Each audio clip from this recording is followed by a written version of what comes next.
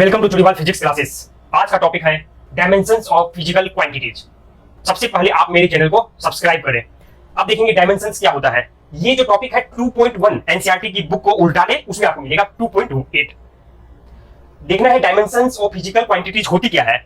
जो हम physical quantity की मेजरमेंट लेते हैं, जो भी इंस्ट्रूमेंट है, तो उस इंस्ट्रूमेंट से हमने तो मेजर कर लिया। एग्जाम्पल के लिए लेंथ, टाइम, कुछ भी मेजर कर लिया, तो उसकी जो नेचर है वो हमें डायमेंशन से पता लगेगी।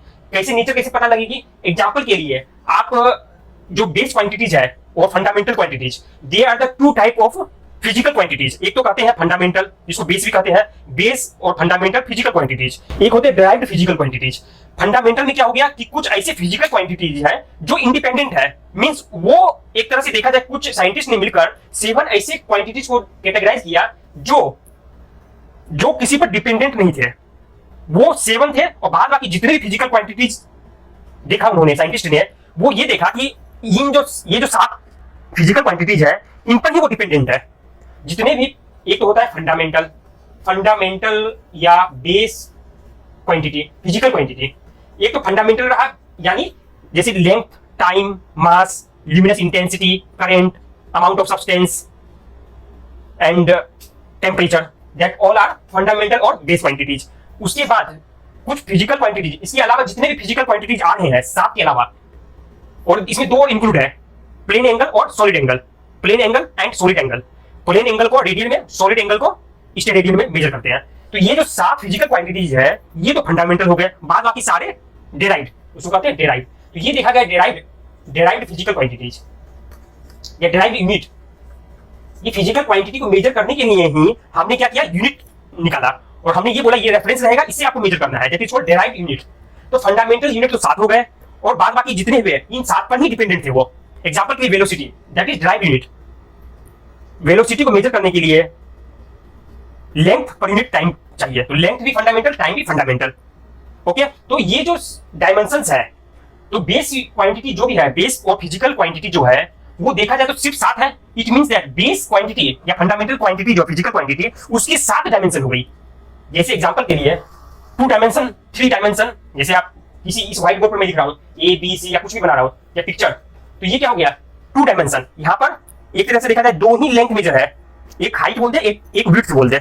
ये हाइट अगर है, ये दैट इज विड्थ। अगर इसमें डेप्थ भी होती है, अगर यहां पर भी इंक्लूड डेप्थ आल्सो, जो अभी आप मुझे देख रहे हैं, तो यहां क्या डेप्थ भी है, हाइट भी है, और एक तरह से चौड़ाई भी है, विड्थ।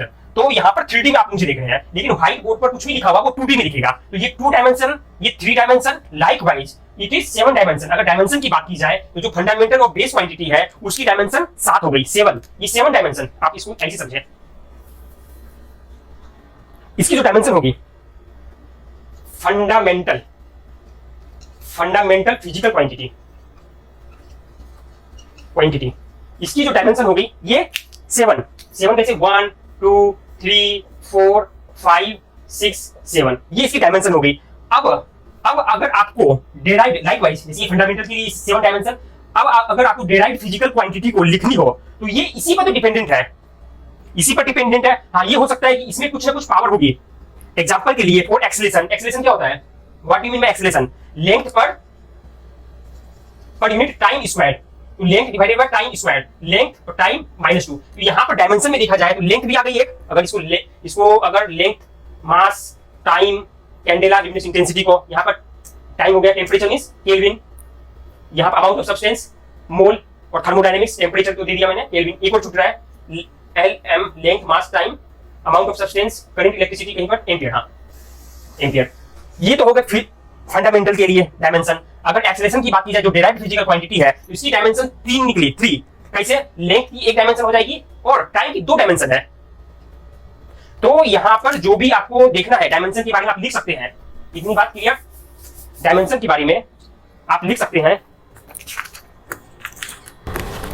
ओके, डायमेंशन ब्लैक, आप नोट करें dimension. The dimension of a physical quantity are the power to which the base quantities are raised to represent that quantity represent that quantity. Dimension of physical quantity are the power to which base quantities are raised. मतलब base quantities को किसी न किसी power से raise करते हैं, अगर वो पावर से रेज नहीं है तो जीरो पावर बेस क्वांटिटीज को। एग्जांपल के लिए मैंने एक्सेलरेशन लिया, एक्सेलरेशन इक्वल टू लेंथ पर time square L1 t minus 2। यहां पर मास की कितनी डायमेंशन हो गई? जीरो, अगर कुछ भी नहीं है तो जीरो, और लेंथ की डायमेंशन 1, टाइम की डायमेंशन -2। अब इसमें आपको एक चीज और देखना है कि इसको जब भी रिप्रेजेंट करेंगे यहां पर ये क्या होगा? Square bracket, square bracket. इसका मतलब हुआ कि द डायमेंशन ऑफ, है ना, डायमेंशन को रिप्रेजेंट करने के लिए हम हमेशा स्क्वायर ब्रैकेट से करते हैं, है ना। जब भी स्क्वायर ब्रैकेट हो इट मींस दैट हम डायमेंशन पर डील कर रहे हैं, डायमेंशन बताया जा रहा है इसमें, इट मींस दैट। अब डायमेंशन में आपको मैग्नीट्यूड से कोई मतलब नहीं है, नो नीड। आप ये कर सकते हैं, यहां पर मैग्नीट्यूड हो सकती है, कुछ भी हो, डजंट मैटर, मैग्नीट्यूड से कोई बात नहीं है, मैग्नीट्यूड से कोई बात नहीं है, कुछ भी हो सकती है। बट क्वालिटी ऑफ, डायमेंशन से क्या पता लगेगी? But quality of type of physical quantity, physical quantity मतलब फिजिकल क्वांटिटी की जो टाइप है, कोई भी फिजिकल क्वांटिटी उसकी क्वालिटी क्या है, डायमेंशन से ये पता लगेगी कि किस तरह से वो फंडामेंटल क्वांटिटी से रिलेटेड है। तो आज के लिए ये टॉपिक इतना ही था, और नेक्स्ट में देखेंगे, और आप मेरे चैनल को सब्सक्राइब करें। Thank you.